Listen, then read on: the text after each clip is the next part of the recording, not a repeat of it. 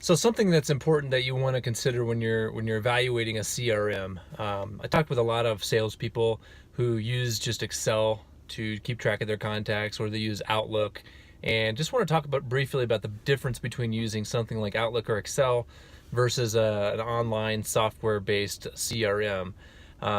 It's really the difference between contact management and sales process management. And what I mean by that is within Outlook or Excel, you're able to keep track of contacts, their names, their email, phone numbers, addresses, etc.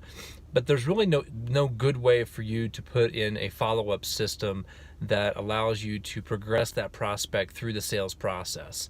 On the converse side, a CRM, which is an like a online based software platform like Salesforce or some of the others out there, I don't even recall, Zoho, some of the others out there, you get it.